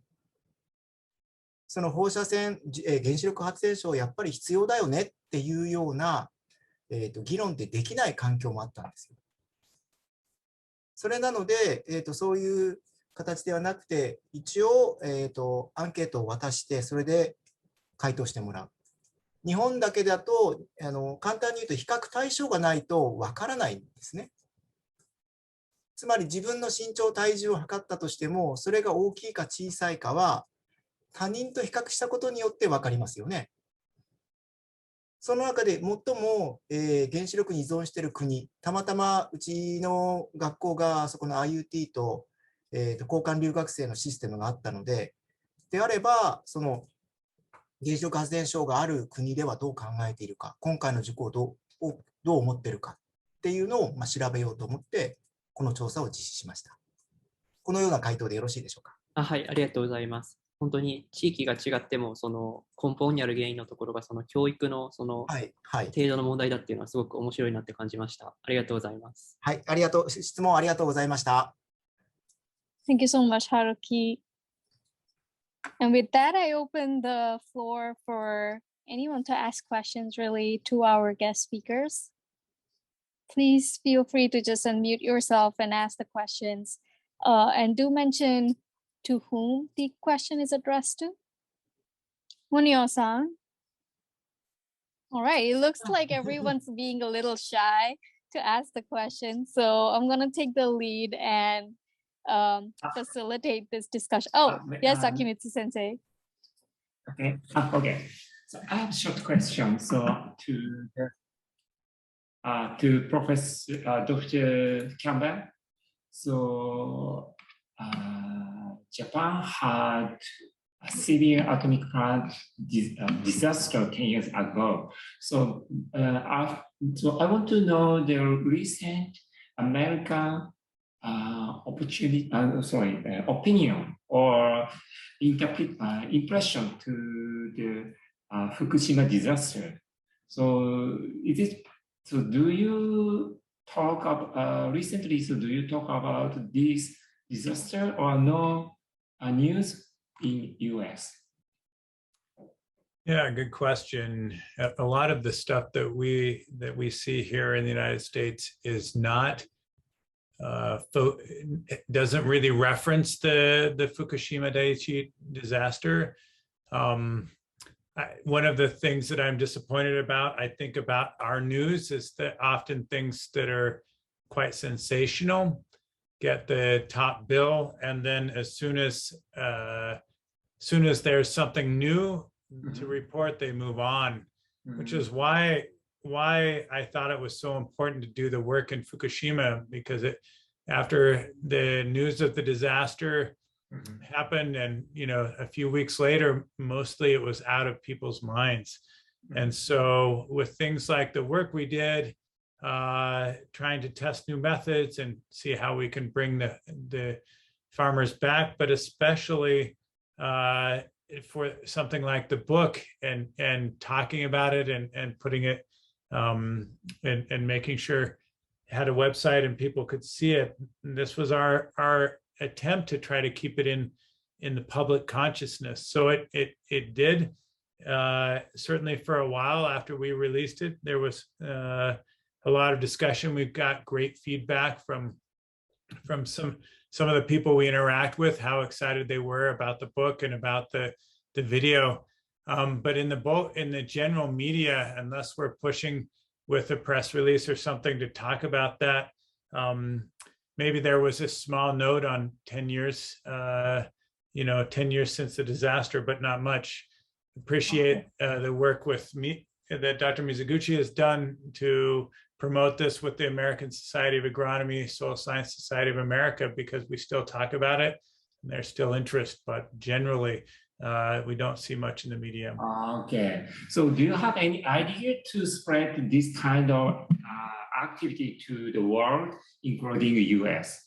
So we don't know the good way to spread our activity to the world. So, if you have any ideas, could you tell us? I think this is a very difficult question. It is. For me, it's difficult because I'm also the soil scientist. And don't know so much about marketing. Maybe this is, if Christian is still here, he can answer the question. Sure. So first of all, I think one thing we need to mention here, I'm not sure if everybody is aware of what is actually happening in Germany. So in Germany, if I am not completely mistaken, the phase out right now of the 6 remaining nuclear power plants is happening by the end of 2022. So that is the latest date what I'm aware of. And right now I think by today we will have a new government, which is it's like split by Democrats, and actually the Green Party is one of the leading parties now in Germany too. So that will be actually the further, or there's already a discussion actually to take down further coal power plants as well, in terms of energy. In terms of energy generation. So I think it will be super interesting. I think the European stance is a little bit different, because we do have the nuclear power plants, it's like pretty close to our German borders in the Czech Republic, France. There's, I think, one or two remaining in Austria. So there are still, it's like a couple of other countries in Europe left. I think Italy is the first one actually to shut down all nuclear power plants, or they already have shut down all nuclear power plants. Yes. So I think in Europe we are making progress, and I think Europeans are theoretically a little bit different, since we've been dramatically impacted by Chernobyl. it's like in the 80s. And going back to your question, how to promote it, Yes. I think that what you are doing in terms of education at universities with students, I think this is the right way to go, because I think it really starts early, really early in terms of education. It's harder to change, people's mindsets, it's like as they are a little bit more, it's like maybe more solidified, it's like if you are a little bit older, that's what I would say. I think storytelling is one of the most important pieces in order to get people's attention. Yes, so regarding to the story, the production of book is very good idea. Yes. And I think so. In terms of education, what is actually happening in ITATE, I think this is something where I see still a huge potential of, it's like, what are individuals people's stories, we had, it's like the farmers now doing, I mean, we've been talking about flowers, it's like stuff like this. So I think that still on a story level, on an individual level of where people can actually relate to, I think that's another good way of gaining PR as it is. And then, which I was, bringing people to Fukushima. I think that is another good way. Now with COVID and the pandemic, I know that it's a little bit challenging. But for me, this was talking about impact on myself. This was like being in ITATE, being in Fukushima, also being really close to the nuclear power plant. I think that was the most impressive thing I've ever done, because I think that is really, it's like there's this atmosphere. When you see the trucks going on, you still see the Geiger counters all over the place. It's like along the road. I think that this has an impact on your personality, at least for me. So I think that is the first thing. So let's say stories. I would say stories, individual stories of villagers. Of course, the stories continue to tell the stories of what every contributor of the students, the professors, universities are doing there. And then I think still continue to invite people to Fukushima. Okay, thanks. Thank you very much. Thank you so much, Akimitsu Sensei and Christian. Mizoguchi Sensei, you shared something in the chat box. Would you like to explain what you just sent? Hi, everyone. 皆さん、こんにちは。チャットボックスに送ったのはですね、日本語でゆっくりと説明します。チャットボックスに送ったのは、今年の11月の9日、アメリカのソイルサイエンス・ソサエティ・オブ・アメリカというですね、土壌学会で、福島セッションがありました。その時に作った、ビデオ、プレゼンテーションですね、それがあります。で、その内容は日本語で書いた、もう一つの方のチャットボックス。これが、福島から始まる復興農学という、ものです。で、要するに、この10年を経て、何が変わってきたのか。本当は私、明日の講義用にスライドを作っていたので、それを見せた方が早いのかと思うんですが、後でちょっとこの杉野さんのやつで、ちょっと杉野さん、ちょっと変えていいですか？このスライドです。見えますか？皆さん。復興農学というのを、Reconstruction Agriculture Science ではなくて、レジリエンスアグロノミーという形で、名付けております。で、これはどういう意味かというと、レジリエンスっていうのは、どういう意味を持っているか。ケンブリッジディクショナリーによると、レジリエンスっていうのは、the ability to be happy, successful, etc.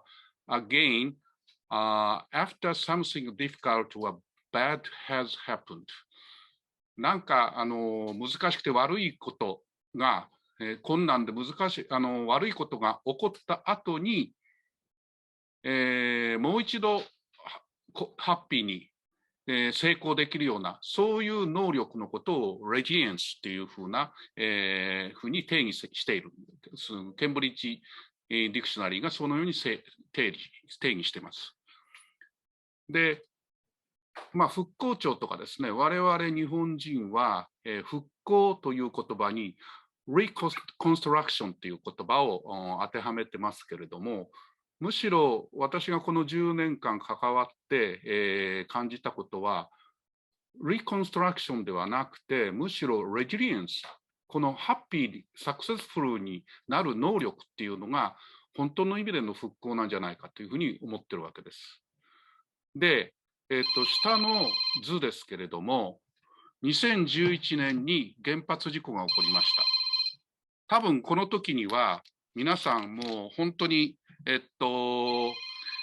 今、金一さんから電話ですけど、ちょっと出ません。この時には、もう本当にみんな怖がって、ほんでもうダメだと思った人もいます。でもう本当にショックだった。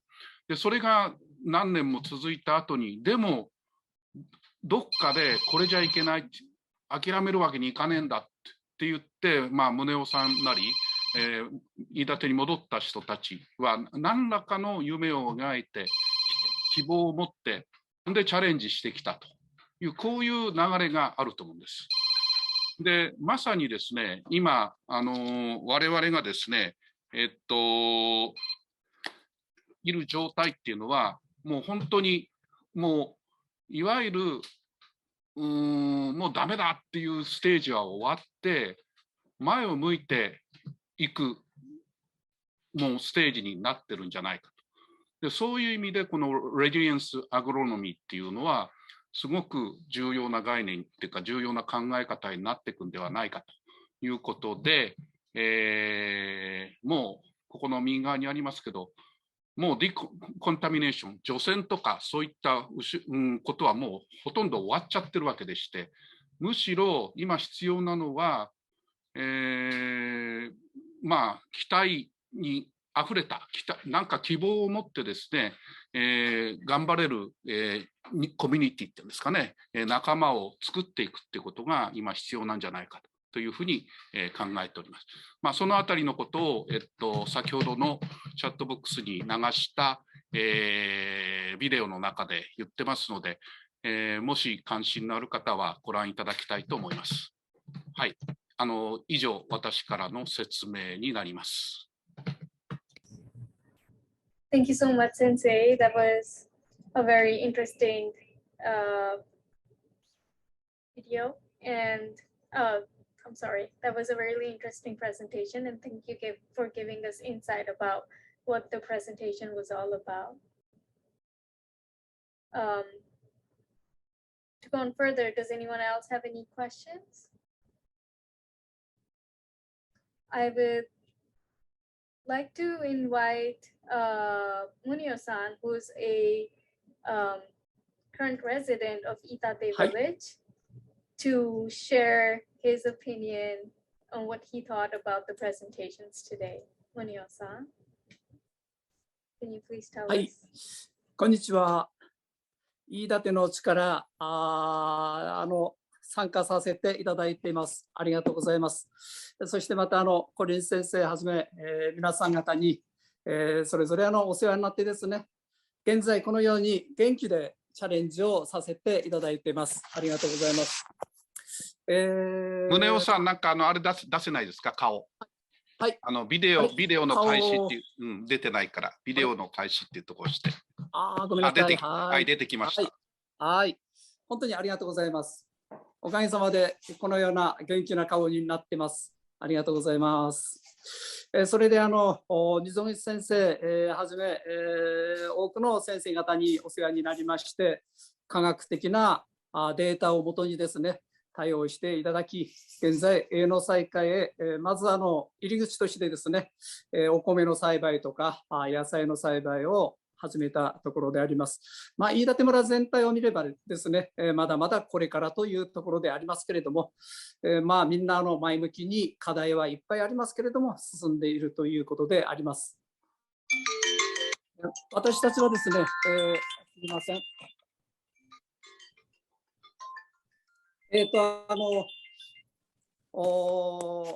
これからですね、本当に大変な状況ではありますけれども、自立再生をしてですね、生きがいを求めて、やはりきちんと自立していくことが大事だなというふうに考えております。先ほど来、小林先生にもお世話になって、このメイドイン福島ですね、本当に大事なものを作っていただきました。このような発想というものはものすごいものがあるなというふうにも、私もいろいろと考えさせられた面がいっぱいあります。大事なものを本当にありがとうございます。私どもはですね、福島の地、この福島の出来事は、やはり世界の人々みんなが共有する問題として取り組んで、そしてやっぱり乗り越えていく、そこに大事なところがあるのかなというふうに考えております。そのようなものですから、これからも皆さん方の知恵をよろしくお願いをいたします。私は現地のところから学び取るものがいっぱいあるというふうに思っておりますので、この福島の地を訪ねていただいてですね、体験していただくということは、もう文献やですね、情報で知ることとは全く違います。大事なやっぱり判断をしながら取り組んでいくことの大事さですね、そういうところをきちんと理解をしていただければと思います。私どもはこの自然の恵みの中で生きているわけでありますので、それぞれ除染をして、それがどのように作物に影響があるのかも含めてですね、きちんとやってきましたので、そのような形ですみません。皆さんと連携をして、これから取り組んでいければというふうに考えております。次世代を担う若いやっぱり人たちには、率先してこの地を訪ねていただいて、今しか知ることができないことをですね、やはりそれぞれきちんと自分のものにしていくことが大事なのかなというふうに思っております。私は伝える責務がありますので、一緒にこれからも行動をとってまいりたいと思います。小林先生はじめ皆さん方、また福島、そして飯舘の地を訪ねていただいて、一緒に知恵を出し合いながら、本当に人類の幸せに向けてですね、本当に取り組んでいただければと思います。本当に今日はありがとうございました。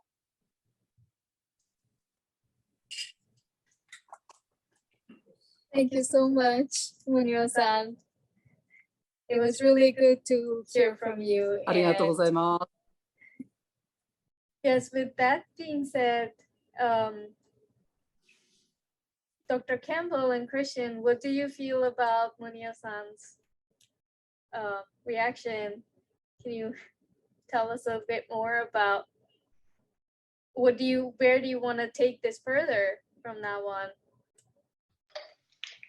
Yeah, I mean, I really like to talk a little bit about it. So as we hopefully can start traveling again, so I am more than happy and to go back to Fukushima, even though the team we've been working with on the book. So everybody is still super interested in Itate, in Fukushima, and also in coming back. So it is. It's like we are getting next year. It's almost 4 years. It's like since we visited, and I believe that lots of things have changed. So it will be super interesting to discover. elaborating a little bit on the questions we had earlier about, it's like, what can we do? So for one is actually going back and, it's like continue to tell the story of the individuals and of the people and what happens actually in Fukushima, I think is important, and I'm happy to be part of it. The second thing still like once collaboration will get easier with in-person meetings, there's still the possibility of promoting or creating products from the region. So like the sake is still on everybody's list for us in the team, because we enjoyed it. We enjoyed the sake. We've been lucky to take some of the sake with us home. So I think there's still a possibility actually to gain momentum around the products coming from this region. So that's the other possibility. Yeah, from my side, I entirely agree with Christian. I'm anxious to be able to return again. I hope that we'll be here come next spring. Our plan is to come maybe in May of next year, if the world is open, and we'd like to come and also ask the next question, which I mentioned in my presentation, which is what is the next thing we need to do? Whether it's from a marketing point of view to continue, as Christian said, to promote products or to bring awareness of these efforts. Is there something scientific that we continue to need to do to be able to improve the agriculture? The students shared a presentation in their presentation about some of the drip irrigation and the control and some of those things. In the last 4 years, Meter Group has made a lot of progress in learning how to better measure in the soil, in the greenhouse, and also it's working on control systems to really improve that. So it's really our desire to come and ask the question of what can we do next in this partnership. It's such a pleasure to see you, Maneo-san. Even though we're half a world away, even Christian is in Germany and I'm in Poland. Just seeing you and your home there that we enjoyed 4 years ago when we were there is just such a pleasure to us, and the great work that everybody has been doing for us. I mean, we don't get to come all the time, so I feel like I haven't done much, but my heart is there for the recovery and for the improvement of your family and for all the lives in Iitate and Fukushima. Yeah, and I feel like, according to the presentations of the students, ありがとうございます。再開楽しみにしてます。先生よろしく、お願いいたします。ありがとうございました。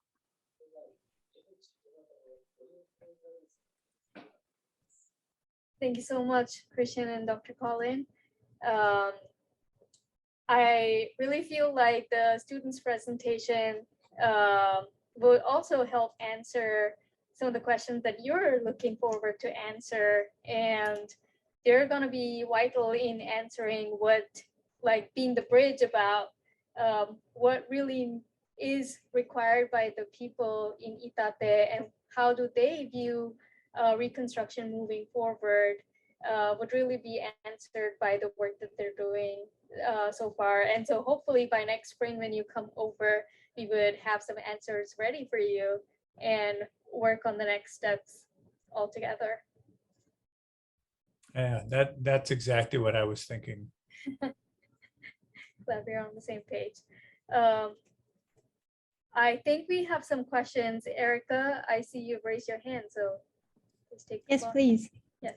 Can I ask one question for Maneo-san and Colin-san and Christian-san about, we are doing research about the definition of reconstruction, I mean the real reconstruction, and we are thinking about, we have to think about each stakeholder's happiness, especially the local people's happiness. So I really want to ask about what do you think about the happiness in Fukushima, especially in Niigata village?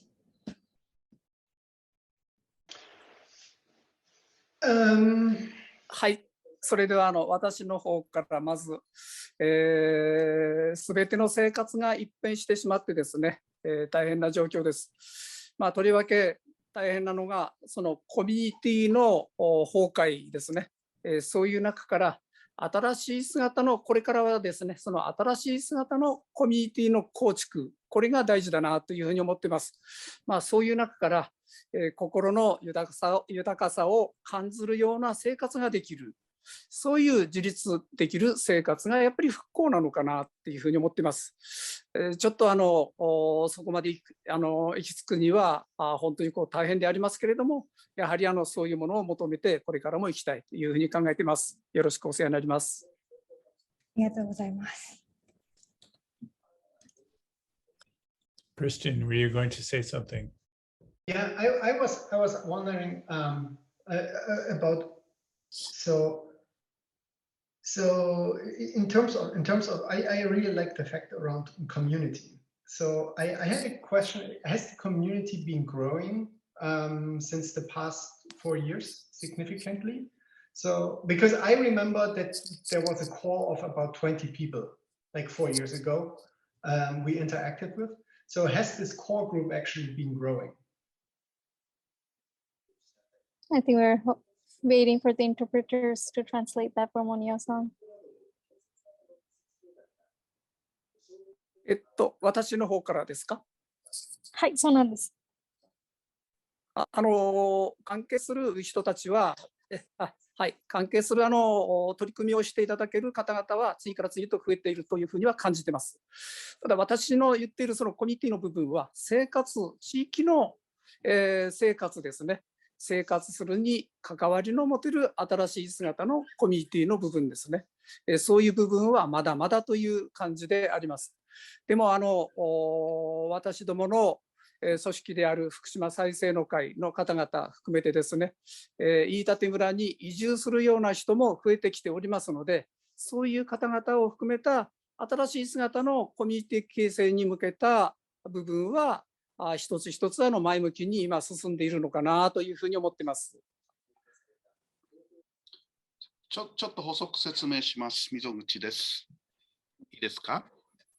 宗男さんが今言ったコミュニティっていうのは、農家、農村っていうところには昔ながらのコミュニティっていうのがあったわけです。特に日本の農業では水田、お米を作るに水をきちっと引っ張ってきて、それを分けながら自分たちでその村のですね、草刈りをするとか、水路を掃除するとか、そういったことを共同作業をやってきたわけです。で、ところが今は、そういったことがやりにくくなってきている。例えば夏、日本の中にはですね、日本ではたくさんの、草がぼうぼうと育つわけですけれども、その育った草を1ヶ月に1回、2週間に1回、遠くに移住している人もやってきて一緒に草刈りをしてます。で、そういう共同作業っていうので、村というのが維持されてきたわけですけれども、この原発事故でそういった、コミュニティっていうのが失われたと。で、それが生活を再建する上では非常に障害になっているという点があります。ですからそのあたり今後どうするのかというのは、非常に村が本当の意味で再生する時の、重要なポイントになってくるんだと思います。で、その一方でですね、別のコミュニティが出てきてるというのは、実は若い世代が自分たちでグループを作って、これまでの意識とは違う若い人のアイデアでコミュニティができつつあるっていうのも今まさに始まっているところです。でそのあたりが、おそらくこれからの村の行く末をですね、左右するんじゃないかなというふうに私は、考えております。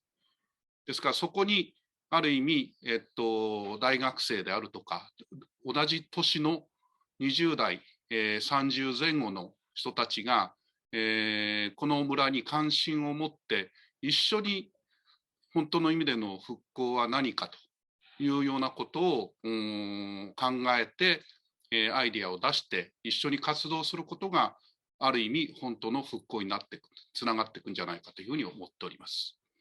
はい、私からの補足以上です。Thank you so much, Mizoguchi Sensei. That was a wonderful supplementary discussion that we had. Before we come to a closing, we rush off to the closing comments. I would first like to invite everyone to please turn on their camera so we could take a group picture.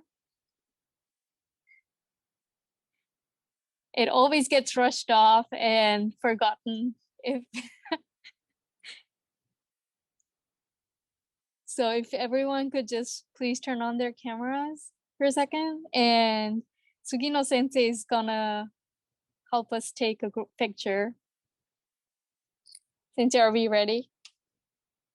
Sugino Sensei, if you could just unmute yourself and give the cues for the camera. はい、かしこまりました。はい、皆さん、笑顔の準備はよろしいでしょうか。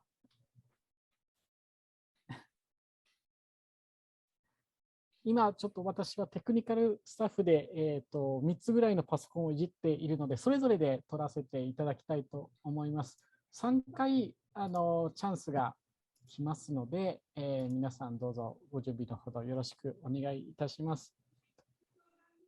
で、通訳の、時間差がありますので、少し長めに皆さんの口角を上げておいていただければ大変助かります。それではまずファースト、一番最初の、写真を撮りたいと思います。いきます。皆さん、はい、チーズイー。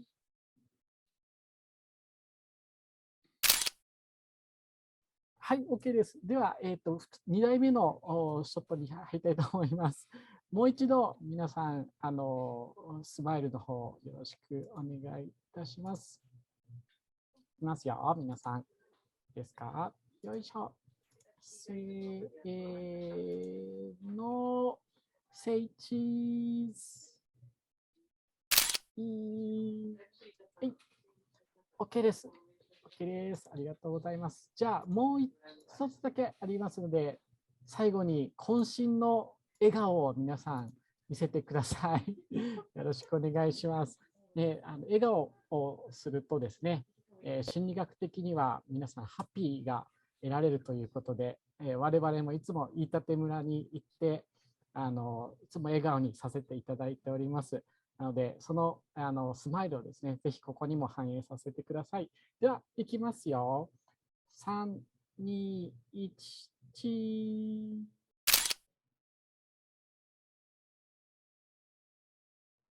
はい、ありがとうございます。はい、これで皆さんのいい笑顔とともにこのシンポジウム、はい、締めれると思います。じゃあ、ソナイさんにお返し。Thank you so much, Sensei. That was wonderful.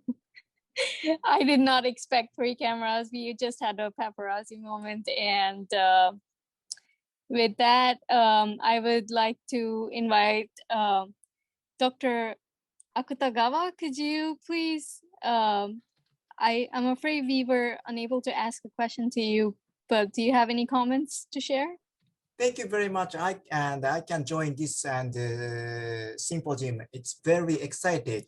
So if the audience understand the situation in real Fukushima Prefecture, please and don't forget Fukushima Prefecture. Thank you very much. Thank you so much, Sensei. That was really great comment. And with that, we have heard from all our guest speakers and we have discussed how to move forward with fresh energy towards reconstruction and rediscover what reconstruction actually means for the people of Fukushima. I would like to now invite Mizoguchi Sensei to have a closing dialogue for this session today. Oh, oh, suddenly. Okay. Thank you very much for joining this workshop. I'm very happy to discuss about the future Idate. Maybe this activity is very important to make our future Idate village and keep thinking about the real resilience, real reconstruction of the village. So let's go to the real field in Itate and keep discussing about the real happiness. Okay, thank you very much. Thank you so much, Sensei. I would like to wrap this session up, and I would like to invite all the audience to thank the guest speakers to share their important ideas and take us through the journey of how an idea can bring forward a movement that can lead to a global campaign that can get so much attention. So we've seen how an idea can be transformed into innovation and then marketed towards bringing awareness towards the people. With this, I would like to end today's session. Thank you so much for attending, and thank you so much for our guest speakers. Please join me to applaud the guest speakers today. Thank you so much.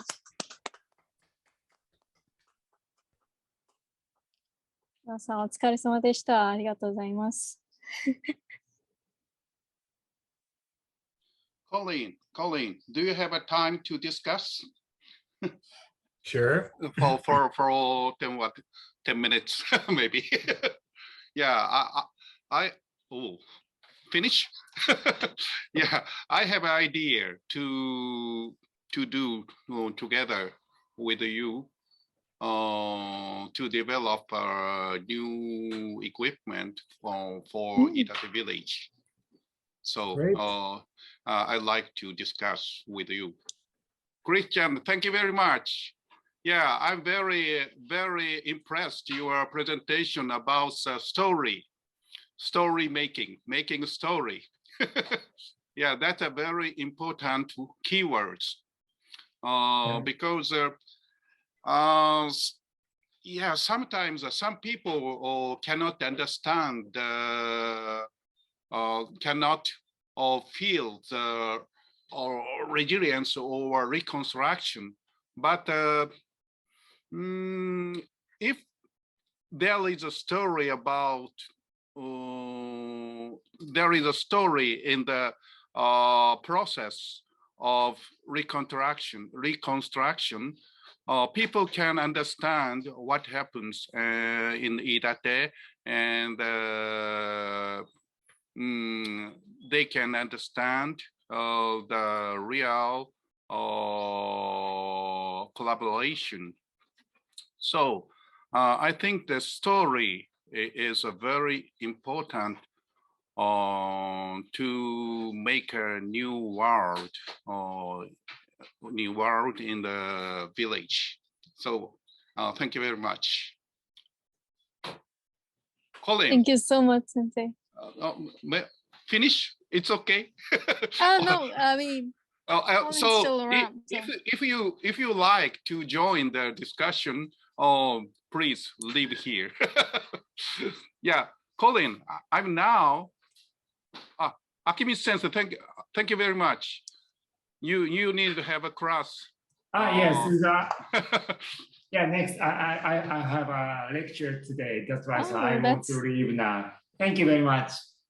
Colin, right now I'm very interested in the LoRa communication technology in Itate village. Because Itate village, you know, Itate village is surrounded by a forest. So it's very difficult to use communication technology in the village. But LoRa communication technology enable us to use the transfer some data. So I'm now trying to set the humidity, temperature, humidity sensor in the in the forest, and then collect the data from the mountain area using the LoRa communication technology. So my idea is if we use the EM5B data logger, and if you develop a LoRa communication tool for the EM5B, we can get soil moisture in the forest area. And sometimes we can get soil moisture and the humidity and the solar radiation and so on. It's a very, very useful for us to keep the forest in Itate. Yeah. And sometimes monkey and the wild boar attack to the village, to the some crop fields. It's a severe problem in the Itate village. So I'm now set some, how do you say, sensor to detect wild movement, wild boar movement, and the monkey activity. Yeah. So all we need is to develop our communication device, LoRa communication device for our meter data logger. Can you are you developing such LoRa communication technology tool in meter group?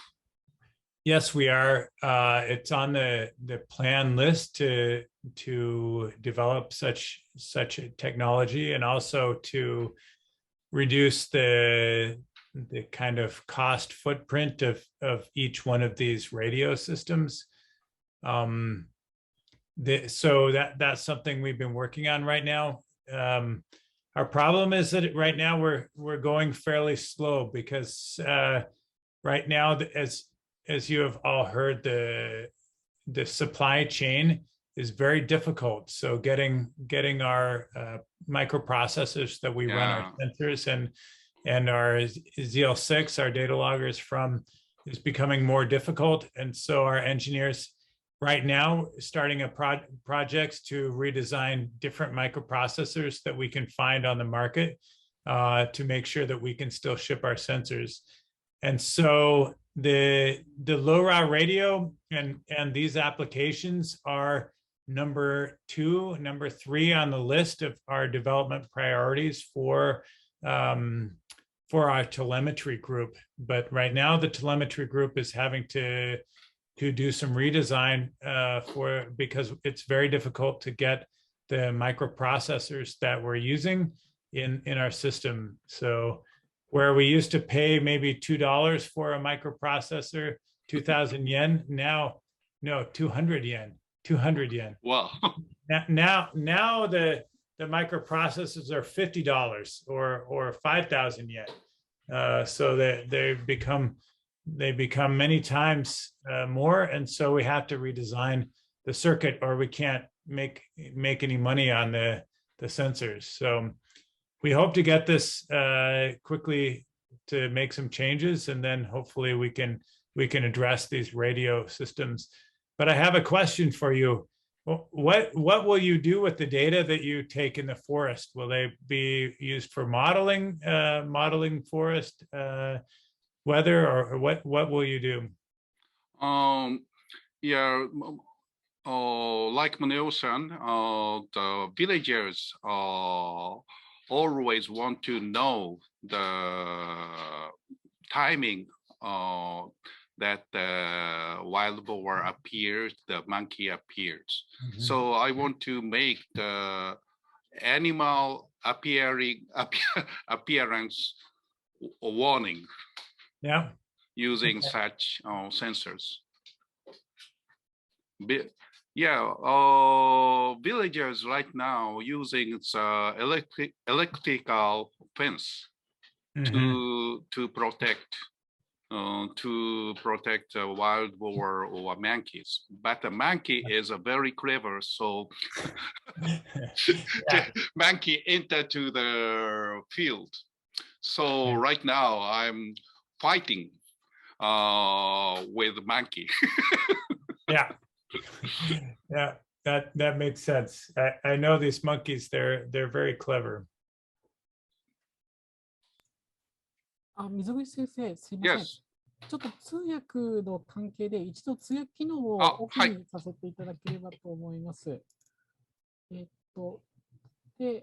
本語と英語はチャンネルがなくなりますので、そのままディスカッションは進めていきます。はいはい、大丈夫です。はい。一度通訳を切ります。Thank you so much. じゃあもうこれで終わりね。はい。戻りました。確かに。はい。Yeah. So right now, I'm always looking at the monkeys' activity using the LoRa communication system. Well, I'll have to think about it. I've never tried to think about a monkey sensor before. How about developing the monkey sensor? You'll have to give me a few weeks on that one. Maybe after Christmas. After Christmas, okay. Please give me a good Christmas present. You didn't say which Christmas. Oh, of course, next year. Yeah. All right, thank you so much for that wonderfully animated discussion. We have gone overboard our time a little bit. So thank you everyone who stayed behind and enjoyed this really ongoing research that's gonna progress from next time forward. So thank you everyone. And with that, I would like to conclude the session. Have a good evening and have a good day, depending on your time. Have a great day, guys.